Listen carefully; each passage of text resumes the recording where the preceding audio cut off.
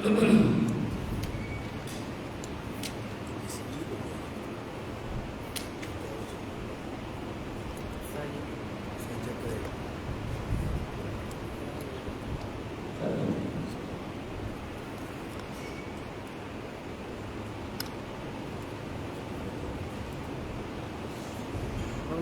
آ رہی ہے صحیح انیسا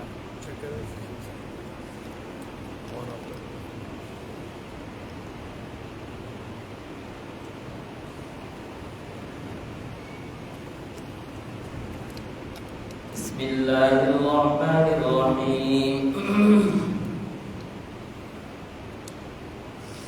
یا ایہا الرسول لا يحزنك الذین یسارعون فی الكفر من الذین قالوا آمنا بأفواہہم ولم تؤمن قلوبهم ومن الذین هادوا سماعون للكذب سماعون لقوم آخرین لم يأتوك يحرفون الكلم من بعد مواضعه يقولون إن أوتيتم هذا فخذوه وإن لم تؤتوه فاحذروا ومن يرد الله فتنته فلن تملك له من الله شيئا أولئك الذين لم يرد الله أن يطهر قلوبهم لهم في الدنيا خزي ولهم في الآخرة عذاب عظيم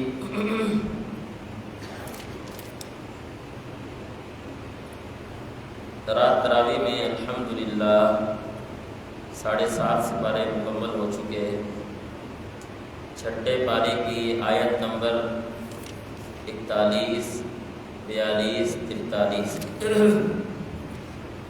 ان 3 آیات میں اللہ رب العزت نے یہودیوں کی 4 بری خصلت کا ذکر کیا ہے اور اس کے ضمن میں مسلمانوں کو 4 اہم تنبیہات فرمائی ہیں۔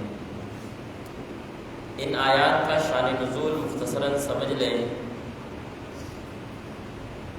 ایک شان نزول قتل کے بارے میں ہے، دوسرا شان نزول زنا کے بارے میں ہے۔ یہودیوں کی بری عادت یہ تھی کہ جس ٹائم ان کے خاندان میں سے، ان کے قبیلے میں سے اگر کوئی سردار، کوئی شہزادہ، کوئی امیر طبقہ غلطی کر لیتا اس کا قانون اور تھا، غریب کمزور غلطی کر لیتا اس کا قانون اور تھا۔ مدینہ منورہ میں یہودیوں کے 2 قبائل آباد تھے، ایک بنو قریظہ، دوسرا بنو نذیر۔ بنو نذیر یہ طاقتور تھا، بنو قریظہ کمزور طبقہ تھا۔ ان کا آپس میں معاہدہ ہو گیا۔ معاہدے میں بنو نذیر چونکہ طاقتور تھے، انہوں نے ان سے بات بنوائی معاہدے میں۔ بنو نذیر بنو قریظہ چونکہ کمزور طبقہ تھا وہ ماننے پہ مجبور ہو گیا۔ معاہدہ کیا ہوا؟ معاہدہ یہ ہوا کہ اگر کمزور طبقے نے، بنو قریظہ نے بنو نذیر کے کسی آدمی کو قتل کر دیا تو قصاصاً یہ بنو نذیر والے قریظہ کے آدمی کو قتل کریں گے، قتل کرنے کے ساتھ ساتھ اس کا خون بہا بھی لیں گے۔ خون بہا کتنا؟ 140 وسق۔ 140 وسق، ایک وسق ہوتا ہے 5 من 10 سیر کا، تو اس حساب سے آپ حساب لگا لیں کہ 140 وسق کتنا بنتا ہے ایک۔ اور اگر بنو نذیر کے کسی شخص نے قریظہ کے کسی شخص کو قتل کر دیا، کمزور طبقے کے کسی شخص کو قتل کر دیا طاقتور شخص نے، تو پھر قانون یہ تھا کہ قصاصاً اس بندے کو قتل نہیں کیا جائے گا، ہاں صرف خون بہا ہم دے دیں گے، اور خون بہا بھی جو اپنا لیتے تھے اس سے بھی آدھا، یعنی 70 وسق۔ نمبر 1۔ نمبر 2، یہ معاہدہ تھا کہ اگر کمزور طبقے نے طاقتور طبقے کی کسی عورت کو قتل کر دیا تو قصاص میں یہ عورت کو قتل نہیں کرتے تھے بلکہ مرد کو قتل کرتے تھے، اور اگر کمزور طبقے نے طاقتور طبقے کے ایک مرد کو قتل کیا یہ قصاصاً 2 مرد کو قتل کرتے تھے۔ کمزور طبقے نے طاقتور طبقے کا ایک ہاتھ کاٹا ہے یہ قصاصاً 2 ہاتھ کاٹتے تھے، ایک کان کاٹا ہے قصاصاً 2 کان کاٹتے تھے۔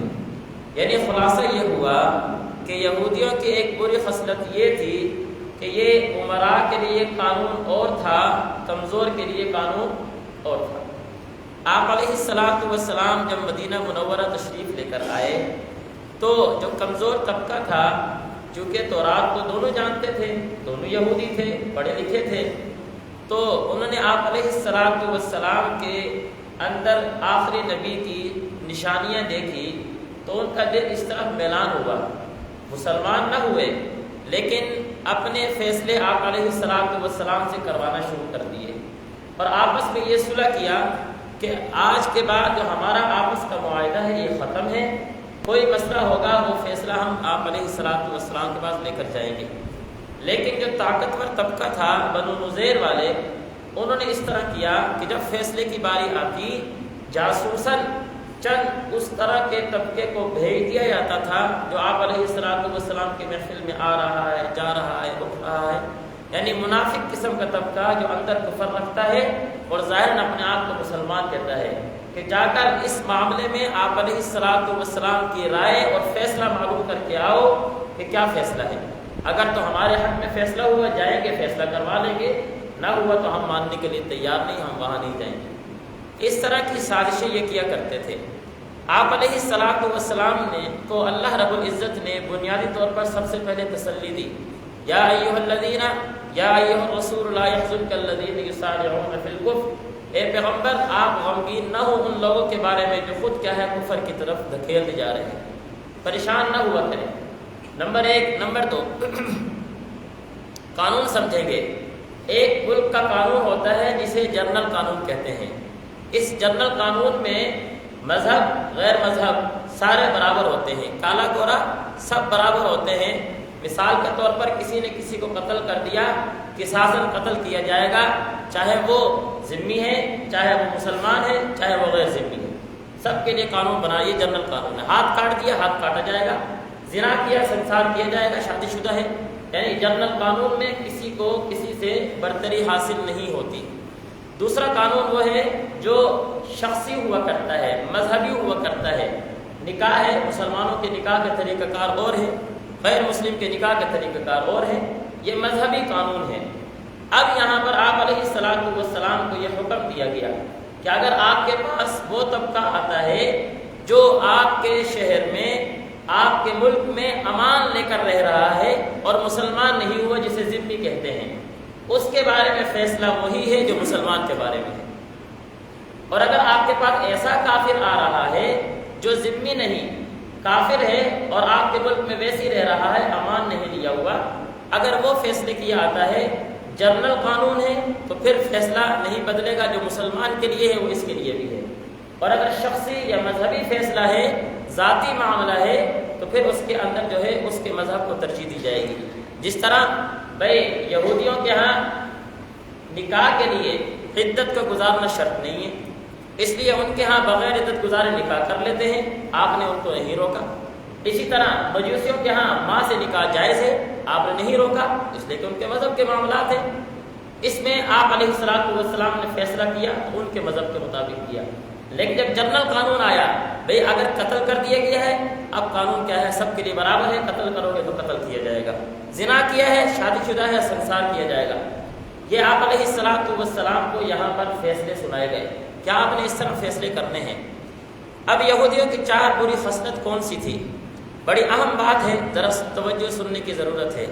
نمبر 1 کہا وَمِنَ الَّذِينَ هَادُوا، یہودیوں میں سے بعض وہ لوگ ہیں سماعون للکذب، پہلی بری خصلت یہ ہے کہ وہ اپنے یہودی علماء کی بات غلط سننے کے اتنے عادی ہو چکے ہیں کہ ذرا سی تحقیق کرنے کے لیے تیار نہیں کہ جس عالم سے میں بات پوچھ رہا ہوں وہ صحیح بتا رہا ہے یا غلط بتا رہا ہے، اتنے عادی ہو چکے ہیں۔ کیا مطلب؟ یعنی اندھے مقلد بن چکے ہیں۔ اندھے کیا ہے؟ پیروکار بن چکے ہیں، نہیں دیکھتے کہ یہ عالم جو ہے اپنے مفاد میں مسئلہ بتا رہا ہے، یہ شریعت کے نظر مسئلہ بتا رہا ہے۔ یہ بری خصلت ذکر کی گئی۔ مسلمانوں کو یہاں پر کیا تنبیہ ہے؟ مسلمان، بڑی اہم سمجھنے والی بات ہے، توجہ رکھیں گے۔ مسلمان کو کیا تنبیہ ہے کہ ایک مسلمان کی یہ ذمہ داری بنتی ہے جب وہ کسی عالم، کسی مفتی سے مسئلہ پوچھنے جا رہا ہے، جس طرح وہ اپنے جسمانی امراض کا علاج کے لیے اگر کسی ڈاکٹر کے پاس جاتا ہے تو تحقیق کرتا ہے ڈاکٹر کیسا ہے، اس ڈاکٹر سے فلاں دوائی دی ہے اس کو فائدہ ہوا یا نہیں ہوا، یہ حکیم کیسا ہے۔ اگر میں اپنے فیصلے کے لیے عدالتی کچہریوں کے لیے وکیل مقرر کرتا ہوں تو وکیل کی جانچ پڑتال کرتا ہوں یہ وکیل کیسا ہے۔ اسی طرح اس آدمی کا یہ کام بنتا ہے کہ جب عالم کے پاس جا رہا ہے تو تحقیق کر لے کہ یہ عالم ہے یا نہیں ہے، عالم ہے مستند ادارے کا پڑھا ہوا ہے نہیں پڑھا ہوا، کون سے مدرسے کا فاضل ہے، کہاں سے آیا ہے، بیک گراؤنڈ کیا ہے، کیا صورتحال ہے، تحقیق کرے۔ کہ جب دنیا کی باری آتی ہے تو بڑا ہوشیار نظر آتا ہے، دین کی باری آئی تو دیکھا نہیں کہ آگے بتانا والا کون ہے، بس داڑھی دیکھی، سر پہ ٹوپی دیکھی، مسئلہ پوچھ لیا، عمل کرنا شروع کر دیا۔ مسلمان کی یہ ذمہ داری نہیں ہے، غلط کہا سماعون للکذب، یہ یہودیوں کی بری خصلت ہے۔ اب کیا کرنا ہے، ہمیں شریعت نے قانون بتایا، فیصلہ بتایا، کہا اگر یہ آدمی بغیر کسی تحقیق کے مفتی کے پاس گیا، اس سے مسئلہ پوچھا، مفتی نے غلط مسئلہ بتا دیا تو اس غلط مسئلے کا وبال جہاں اس عالم پر ہے، جہاں اس مفتی پر ہے، وہاں اسی طرح اس شخص پر بھی ہے جو بغیر کسی تحقیق کا مسئلہ پوچھنے جا رہا ہے۔ اور اگر تحقیق کرنے کے بعد مسئلہ پوچھتا ہے تو جس طرح ایک وکیل کی تحقیق کی اور اس کے ساتھ اپنے کیا ہے مسئلے کے بارے میں ڈسکس کی، معاملہ کیا ہے اس سے حل کروایا، عدالت میں گیا، اگر فیصلہ غلط بھی ہو گیا تو ملامت لوگ نہیں کریں گے یار تحقیق کر کے گیا تھا نا، وکیل کے بارے میں پوچھا تھا، ڈاکٹر کے بارے میں پوچھ کے گیا تھا کہ اچھا ڈاکٹر ہے کیسا ہے کیا نہیں، اگر نہیں فائدہ ہوا تو لوگ ملامت نہیں کرتے۔ اسی طرح اگر پوچھ کر گیا ہے کہ یہ مفتی کیسا ہے اور تحقیق کر کر گیا ہے کس ادارے کا پڑھا ہوا ہے، اب اگر مفتی غلط مسئلہ بتاتا ہے تو اس کا وبال اسی مفتی پر ہے، اس آدمی پر نہیں ہے۔ بات سمجھ آ رہی نہیں آ رہی؟ آواز دے ذرا نزدیک آ جائیں تاکہ میرا بھی زور کم لگے، جمعہ بھی پڑھانا ہے آج، گلا بھی خراب ہے، تکلیف کی معذرت ہے۔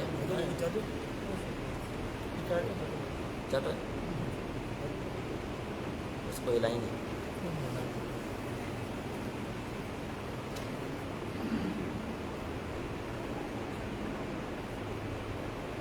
ہلاؤ ہلاؤ، کرنا ہلانا ہے۔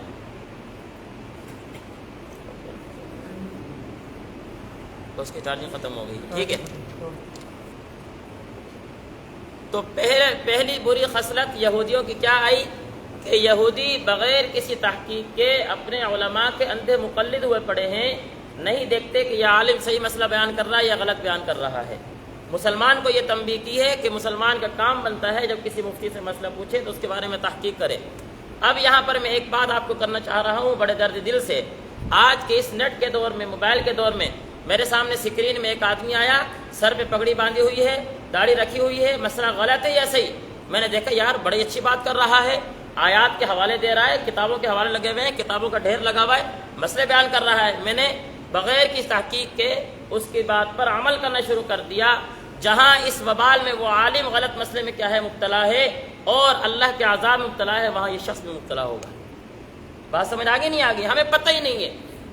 میں ایک مدرسے سے پڑھ کر آیا ہوں، اس کیا ہے مسئلہ پہ بیٹھ کر میں نے اپنے استاد مولانا ریاض صاحب کو بٹھایا، آپ نے ان کی گفتگو سنی ہے۔ استاد ارشاد صاحب آئے، آپ نے ان کی گفتگو سنی ہے۔ استاد کا نام منظور یوسف صاحب کراچی سے آئے، آپ نے ان کی گفتگو سنی ہے۔ قاری ضیاء الرحمان صاحب آتے ہیں رمضان میں، آپ نے ان کی گفتگو سنی ہے۔ اساتذہ کا ہم پر اعتماد ہے، آپ ہماری بات پہ اعتماد کر رہے ہیں۔ ایک آدمی کا بیک گراؤنڈ نہیں پتا، سند کہاں ہے، کس ادارے سے پتا ہے، کل کو اٹھ کر آتا ہے اور ہمارے سامنے مسئلے بیان کرنا شروع کر دیتا ہے۔ 1400 سال سے ایک مسئلہ صحیح چلا آ رہا ہے، اس نے آ کے اس مسئلے کو تبدیل کر دیا۔ میں نے کہا یار کیا بات ہے، حوالہ دیا ہے بھائی، آیت پڑھ رہا ہے، عبارت پڑھ رہا ہے، واہ جی واہ کیا بات ہے، بڑا حاضر جواب ہے۔ اور میں نے سننا شروع کر دیا۔ یاد رکھنا کل قیامت کو جہاں وہ کیا ہے عالم، جو ظاہری صورت میں کیا ہے عالم نظر آ رہا ہے، وہ پکڑا جائے گا، آپ بھی پکڑے جائیں گے، یہ ذہن میں رکھنا۔ اس لیے تحقیق کرو، تحقیق کرو۔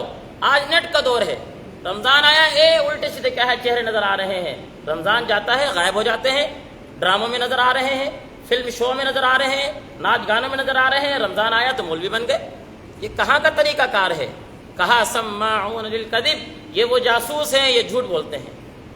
بات سمجھ آ رہی نہیں آ رہی ہے؟ مسلمانوں کو تنبیہ کی جا رہی ہے، قرآن پڑھو، قرآن کہہ کیا رہا ہے ہمیں، ہم آنکھیں بند کر کے کیا ہے پھر رہے ہیں، بس ٹھیک ہے کوئی مسئلہ نہیں جی، دین کیا ہے گھر کی لونڈی ہے، الفاظ میرے سخت ہیں، ہم نے دین کو کیا ہے گھر کی لونڈی بنا رکھا ہے، بس ٹھیک ہے من میں جو آئے کرتے پھرے۔ دین اتنا آسان نہیں ہے، صحابہ نے گردنیں کٹوائی ہیں، میرے رسول اللہ نے خون بہایا ہے، ہم نے کیا کیا ہے؟ گھر بیٹھے دین پر عمل کرنا شروع کر دیا. واہ کیا بات ہے, اتنا آسان ہے دین. ذرا صحابہ کی زندگی اٹھا کر پڑھو. گھر سے نکلے تھے, واپس گھر نہیں لوٹے, بیوی بچے چھوڑ دیے ہیں, بیوہ کرا دیا ہے, خاندان کیا اجڑ گئے. ہمارے پاکستان میں صحابہ کی قبریں موجود نہیں ہیں, وہ ایسے نکل آئے تھے. ہم نے کیا کیا ہے دین کے لیے؟ کچھ بھی نہیں. دین پر زبان بھی کھولتے ہیں, غلط مسئلوں پہ عمل بھی کرتے ہیں. نقصان کیا ہوتا ہے؟ چلتے جا رہے ہیں, اور آخر میں جب کیا ہے گڑھے میں گرتے ہیں. او ہو یہ کیا ہو گیا؟ ہم تو اس کے پیچھے چلتے رہے. بھائی تحقیق کرو نا, دنیا کی بارے تحقیق کرتے ہو تو دین میں کیوں نہیں کرتے؟ بات سمجھ آگے نہیں آگے؟ پہلی بری خصلت یہودیوں کی یہ بیان کی ہے. نمبر 2, دوسری بری خصلت, سماعون لقوم آخرین لم یأتوک. آپ علیہ الصلوۃ والسلام نے فرمایا یہ یہودیوں کی دوسری بری, اللہ نے فرمایا یہودیوں کی بری خصلت یہ ہے کہ یہ آپ کے پاس مسئلہ پوچھنے کے لیے آئیں گے, لیکن مقصد عمل کرنا نہیں, آپ کی رائے معلوم کرنا ہے. آئیں گے, آپ کی رائے معلوم کریں گے, فیصلہ کہتے کیا ہے, مزاج کا ہوا فیصلہ عمل کریں گے, نہیں تو چھوڑ دیں گے. مسلمانوں کا تنبیہ ہے کہ جب بھی کسی عالم کے پاس, مفتی کے پاس مسئلہ پوچھنے کے لیے جاؤ, اس نیت سے جاؤ کہ مسئلہ میں پوچھوں گا اور جو پھر اللہ اور اس کے رسول کا حکم مجھے پتہ چلے گا اس پہ عمل کروں گا. یہ نہیں کہ پوچھوں, مزاج میں آیا, من میں آیا, میرے حق کے مطابق فیصلہ ہوا تو عمل کر لی, نہیں چھوڑ دیا. ہمارے ہاں بڑی کیا ہے بری یہ چیزیں چل رہی ہیں. پہلے کام شروع کر دیتے ہیں, کام شروع ہو گیا, اب جب پھنس گئے اب جائیں گے مولوی کے پاس, یہ کیا مسئلہ ہے اس بارے میں. بھئی غلط کرنے سے پہلے سوچ لینا تھا. اس ٹائم آئے نہیں, اب جب آئے اب مولوی نے بتایا بھی مسئلہ اس طرح ہے, بڑا سخت مسئلہ بیان کرتے ہیں علماء, جی نہیں جانا چاہیے, چھوڑو. تجارتی ورکشاپ ہم نے شروع کروائے تھے, 1 سال چلتا رہا. گشتوں میں جاتے تھے ہر مہینے تاجروں کے پاس, اور جی بڑا سخت مسئلہ بیان کرتے ہیں مفتی صاحب. اور بھئی دین مولوی نے بنایا ہے یا اللہ کی طرف سے اترا ہوا ہے؟ پہلے پوچھا نہیں, اب جب پوچھتے ہیں اب پھنس جاتے ہیں, بڑا سخت مسئلہ ہے. بات سمجھ آ رہی نہیں آ رہی؟ کہا کہ دوسری کیا ہے بری خصلت, آئیں گے آپ کی بات سنیں گے, رائے معلوم کریں گے, عمل نہیں کریں گے.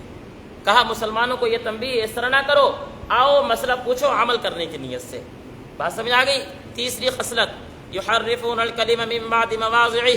کہا یہ تحریف کرتے ہیں. کیسی تحریف؟ علماء نے فرمایا الفاظ کی تحریف تورات میں ہوئی ہے. قرآن میں اللہ رب العزت نے چونکہ اس قرآن کی حفاظت کا ذمہ خود لیا ہے, الفاظ کی تحریف تو آج تک کوئی کر نہیں سکا اور کر بھی نہیں سکے گا, اس لیے کہ اللہ نے حفاظت کی ہے نا. کوئی اللہ کے ساتھ مقابلہ کیسے کر سکتا ہے؟ معنوی تحریف کرنے کی کوشش کرتے ہیں, کئی کر رہے ہیں, لیکن اللہ نے ایک جماعت ایسی مخصوص کر رکھی ہے جو ان لوگوں کا پیچھا کرتی ہے اور ان کی تحریفات کا توڑ کرتی ہے. بات سمجھ آ رہی نہیں آ رہی؟ مسلمانوں کا تنبیہ ہے کہ اے مسلمان, یہ قرآن مجید تیری ہدایت کے لیے اترا ہے, اس کے الفاظ کو اسی طرح رکھ جس طرح اللہ نے نازل کیا ہے. بات نہیں سمجھ آ رہی ہے؟ میری تجوید ٹھیک نہیں ہے, خراب ہے, پڑھ رہا ہوں الحمدللہ رب العالمین الرحمن الرحیم مالک یوم الدین اللہ اکبر, 4 ٹکرے لگائی چلا گیا, بڑا میں خوش ہوں, میں نماز پڑھ کر آ گیا ہوں, اور دیکھو تو یہ نماز قبول بھی ہوئی نہیں ہوئی. بات نہیں سمجھ آ رہی ہے؟ ہاں ذرا سمجھیں ان چیزوں کو, یہ بڑی اہم باتیں ہیں. ہم رمضان آیا, رمضان میں آ کر یہاں بیٹھے اور 3 صفحے بات سننے کے لیے 10 آدمی بیٹھتے ہیں, اور میں نے کیا سوچا ہے موبائل میں سارا کچھ آ رہا ہے, دیکھ لیں گے, سن لیں گے, یہاں سب کچھ مل جائے گا. اتنا آسان نہیں ہے دین, اتنا آسان نہیں ہے دین, یہ ذہن میں رکھنا. ہاں ہم نے کہا دین میں سختی نہیں ہے, کہاں لکھا ہوا ہے دین میں سختی نہیں ہے؟ لا اکراہ فی الدین, دین میں سختی نہیں ہے, جبر نہیں ہے, جب تک ایمان نہیں قبول کیا ہے. ایمان قبول کر لیا, اب تیری مرضی ختم, اب نہیں ہے تیری مرضی, اب لا الہ الا اللہ محمد الرسول اللہ بس. اب اس کے علاوہ دوسرا سے اختیار کرے گا, غلط ہے, پھر غلط ہے. اور پھر اللہ نے صاف کہہ دیا رسول اللہ کو, ایسے لوگوں کے بارے میں کیوں پریشان ہوتے ہیں جو خود کہے دین سے پیچھے ہٹ رہے ہیں, چھوڑ دو. لا يحزنك الذین, بات نہیں سمجھ آ رہی ہے؟ چوتھی بری خصلت, بڑی اہم بات آ رہی ہے, چوتھی بری خصلت سمجھنے کی ضرورت ہے. ہم میں سے اکثر طبقہ اس میں مبتلا ہوا پڑا ہے. سنیں, سماعون للکذب اکالون للسحت. سحت کا معنی کیا ہے؟ کہتے ہیں سماعون, یہ آئیں گے آپ کے پاس جھوٹی باتیں سننے کے لیے, اکالون کھاتے ہیں, للسحت, سحت کے لیے. سحت کسے کہتے ہیں؟ سحت کا معنی ہوتا ہے کسی چیز کو جڑ سے, بنیاد سے کھود کر ختم کر دینا, یہ ہے سحت. یہاں پر کیا معنی سحت کا؟ رشوت. کیا معنی ہے سحت کا؟ رشوت. کیا مطلب؟ قرآن نے رشوت کو سحت کیوں کہا ہے؟ اس لیے کہا ہے کہ جو رشوت لیتا ہے وہ اپنی بربادی کا انتظام خود بخود کرنا شروع کر دیتا ہے. اور کیسی بربادی ہوتی ہے؟ رشوت لینے والے کا انجام اللہ جڑ سے کیا ہے ختمہ کر دیتے ہیں، اس کا جڑ سے خاتمہ کر دیتے ہیں۔ سخط۔ اب بات سمجھیں گے یہودیوں کی بری خصلت کیا تھی؟ کہا یہودیوں کی بری خصلت یہ تھی، یہ مسائل بنا کر خود گڑھ کر رشوت لے کر کیا ہے لوگوں کو بتایا کرتے تھے، یہ بری خصلت تھی۔ ہمیں کیا فرمایا گیا مسلمانوں کو تنبیہ ہے، بھائی کسی سے رشوت لے کر کیا ہے معاملے نہ کرنا۔ کیوں؟ اس لیے کہ رشوت کا انجام جس طرح سخت کسی چیز کو بنیاد سے ختم کرنا ہوتا ہے، رشوت والے کا انجام بھی بنیاد سے خاتمہ ہونا ہے۔ اس لیے کہا رشوت لینے والا، دینے والا، دلال کرنے والا دونوں جہنمی ہیں، دونوں کیا ہے جہنم میں جانے والے ہیں۔ اب یہاں پر بات سننے کی ضرورت ہے۔ اگر کل افسر محکمہ کا کیا ہے کوئی یہ اپنا کیا جو بیٹھے ہوئے ہوتے ہیں کام کرنے والے، حکومت کی طرف سے جو مقرر شدہ ہیں، ان کی تنخواہیں مقرر ہیں، یہ کام کرنے کے ذمہ دار ہیں، کسی سے ایک پائی بھی نہیں لے سکتے، نہیں لے سکتے۔ اگر لیں گے یہ رشوت کے زمرے میں ہے۔ اور احادیث مبارکہ میں صاف صراحت سے یہ بات ذکر کی گئی ہے، امراء، حکام، افسروں کا لوگوں سے ہدیے تحائف لینا بھی رشوت کے زمرے میں ہے، رشوت کے زمرے میں۔ کس لیے ہدیے تحائف لیے جا رہے ہیں؟ پہلے ہدیے دیں گے، پھر اس کے بعد کیا ہے معاملہ اپنی مرضی کا کروائیں گے، یہی رشوت ہے نا۔ اور کیا ہوتا ہے رشوت؟ یہ یہودیوں کی خصلت تھی کہ پیسے لے کر کیا ہے معاملات تبدیل کرنا۔ قرآن نے صاف کہا ہے کہ یہ یہودیوں کی بری خصلت ہے، اور ایسے کرنے والے تباہ ہو چکے ہیں۔ اکالون للسحت، کہ یہ سحت کھانے والے ہیں۔ بات سمجھ آ گئی؟ یہ چار بری خصلتیں مجھے قرآن نے ذکر بس کیا ہے سمجھائی ہیں۔ نمبر ایک، یہودی وہ علماء کے پاس جاتے تھے لیکن علماء کو خدا کا درجہ دے دیتے تھے، جس طرح کہا ہم نے ایسے ہی کرنا ہے، نہیں تحقیق کر کے عالم سے مسئلہ پوچھو کیا عالم صحیح ہے نہیں صحیح۔ نمبر دو، اس کے بعد کیا کرنا ہے مسئلہ پوچھنا ہے، عمل کی نیت سے پوچھنا ہے۔ نمبر تین، قرآن مجید میں رد و بدل نہیں کرنا، نہ الفاظ کا نہ معنی کا۔ نمبر چار، رشوت لینے کی کوشش نہیں کرنی۔ نہیں تو یہودی نے یہ کیا، اللہ نے دنیا سے کیا ہے ان کا نشان ختم کر دیا۔ آج کیا ہے وہ اپنی عزت بچانے کے لیے بڑا کچھ کرتے پھر رہے ہیں، بڑا کچھ کرتے پھر رہے ہیں، لیکن اللہ نے ان کو اتنا ذلیل کیا، اتنا ذلیل کیا کہ آج میں اپنی نالی گٹر کی صفائی کے لیے میں کیا ہے مسلمان کو چناؤ نہیں کرتا۔ آپ کو پتہ ہے ہم گلی اپنی کیا ہے کس سے صاف کرواتے ہیں، تو مسلمان ہمیں نہیں ملتا ہے۔ اللہ نے اتنا ذلیل کیا ہے، کیوں؟ دین اللہ نے دیا تھا، انبیاء کو میں نے کیا ہے نسلوں میں پیدا کیا تھا، انہوں نے قدر نہ کی۔ آج کا مسلمان اگر قدر نہیں کرے گا تو یہ ذلت اپنی ہاتھوں سے دیکھ رہا ہے، اپنی آنکھوں سے دیکھ رہا ہے کہ مسلمان کے ساتھ کیا ہو رہا ہے۔ اس لیے خدا را اپنے آپ کو بھی بچائیں، اپنی نسلوں کو بھی بچائیں۔ یہ ایک بہت درد دل میں دے رہا ہوں۔ یہ درس قرآن کا ہے سلسلہ اس طرح نہیں شروع کرتے ہیں، زور لگتا ہے۔ 5 رمضان میں کیا ہے میرے سلسلے ہوتے ہیں، کئی مسجد میں آپ کو یہ نظام نہیں ملے گا۔ ہم کیوں اتنا پس رہے ہیں؟ جمعے کا دن ہے پھر بھی کیا ہے میں نے آدھا گھنٹے کا درس دیا ہے، کیوں دیا ہے؟ زور نہیں لگتا؟ میرا روزہ نہیں ہے، میں انسان نہیں ہوں، صرف اس لیے کہ بھئی یہ درد لے لو، اپنی نسلوں کو بچا لو، اپنے معاشرے کو بچا لو، اپنا ایمان بچا لو۔ نہیں، وہ دن دور نہیں ہے کہ جن ممالک میں اسلام تھا آج وہاں پر کیا ہے اذان سننے کے لیے تیار نہیں۔ جہاں پر ایک جماعت آئی ہوئی تھی، یہ بھی رمضان کے شروع میں، رمضان سے پہلے ہے، وہ ساتھی آیا ہوا تھا انگلینڈ سے، کہتا ہے 18 سال ہو گئے میری نیشنلٹی ہے، وہاں پر مساجد میں اذان ہوتی ہے، 18 سال ہو گئے ان کاروں نے اذان نہیں سنی ہے۔ ہم مسلمان خوش نصیب ہیں، کہتے ہیں میں نے یہاں آ کر اذان سنی ہے۔ ہم کہاں بیٹھے ہوئے ہیں؟ کیا کیا ہے ہم نے؟ ہم کس طرح کے مسلمان ہیں؟ 18 سال ہو گئے کہتے ہیں میں نے اذان نہیں سنی، اور اس کا ایمان دیکھے کتنا اونچا ہے۔ کہتا ہے میں پاکستانی ہوں، میں پاکستانی ہوں، پاکستان میں میرے رشتہ دار موجود ہیں، لیکن کسی ایک کو نہیں بتایا میں یہاں پر آیا ہوں، وہاں سے یہاں دین سیکھنے کے لیے آیا ہوں، 4 مہینے لگانے کے لیے آیا ہوں۔ ہم نے کیا کیا ہے بتائیں؟ کیا کیا ہے ہم نے؟ میں نے تو نصرت نہیں کی ان کی، 2 منٹ بیٹھ کے بات نہیں سنی میں نے۔ وہ بیچارہ کہاں سے اٹھ کر آیا ہے، میں نے اتنا نہیں سنا کہ میں آ کر بات تو سن لوں ان کی، نہیں کیا میں نے۔ کیوں؟ ضرورت ہی نہیں ہے بھائی، فارغ لوگ ہیں، اور میری کوس کیا سوچ ہے، اور بھائی تبلیغ کرنی تو کافروں کرو۔ مسلمان کہاں گیا ہوا ہے؟ مسلمان نماز پڑھتا ہے؟ کتنے ساتھی ہیں فجر کی نماز نہیں پڑھی، سو گئے سحری کر کے، پڑھی ہے تو گھروں پڑھ کے کیا ہے سو گئے ہیں۔ کتنے ساتھی ہیں آپ کے سامنے ہیں، کتنے ساتھی جماعت سے نماز پڑھ رہے ہیں کہ یہاں پر یہی محلہ رہتا ہے جو یہاں بیٹھا ہوا ہے، اور رمضان کے علاوہ کتنے ساتھی نظر آتے ہیں؟ کہے کہ مسلمان ہیں ہم۔ کس طرح ہم اپنے آپ کو مسلمان کہتے ہیں؟ آج ناراض نہ ہونا، کافر ہمارے مسلمان ہونے کا کیا ہے مذاق اڑا رہا ہے، نہیں اڑاتا مذاق۔ ہمارے سامنے پوسٹ نہیں چلتی ہیں، تحریریں نہیں چلتی ہمارے سامنے۔ رمضان شروع ہوا، مسجدیں بھری پڑی ہیں، 2 دن گزرے نمازی کم ہو گئے، 4 دن گزر گئے اور کم ہو گئے، رمضان کا آخر آیا، ملتے نہیں نمازی، عید آئی تو مسجد بھر گئی. کیا ہے یہ؟ فجر کی نماز میں ہم یہاں نمازیں پڑھاتے ہیں، کتنے نمازی ہوتے ہیں آپ کے سامنے ہیں. کس منہ سے میں اللہ کے سامنے کیا ہے پیش ہونے کے لیے جا رہا ہوں اور یہ امید لے کر بیٹھا ہوا ہوں کہ میں رسول اللہ کا امتی ہوں، میری سفارش کریں گے. کائے کی سفارش ہے؟ صحابہ نے جو خون دیا تھا وہ ایسی رائے گا چلا جائے گا. آسلم نے جو پتھر کھائے تھے وہ ایسی رائے گا چلے جائیں گے. اتنا آسان نہیں ہے دین، یہ سمجھ لینا. دین کا بنیادی معنی قربانی ہے. بس قربانی نہیں دی، دین پر عمل نہیں ہے. مزاج کاٹو، خواہشات کاٹو، اپنی مرضی ختم کرو، اللہ کی مرضی پر چلو، رسول اللہ کے طریقے پہ چلو، اب ہے دین. نہیں، من مانی ہے، مرضی ہے، پھر کیا ہے اللہ تعالیٰ کے سامنے پیش ہونا ہے. کیا ہوگا وہاں پر؟ اللہ تعالیٰ کیا ہے ہمارے لیے آسانی والا معاملہ فرمائے. اللہ عمل کی توفیق نصیب فرمائے.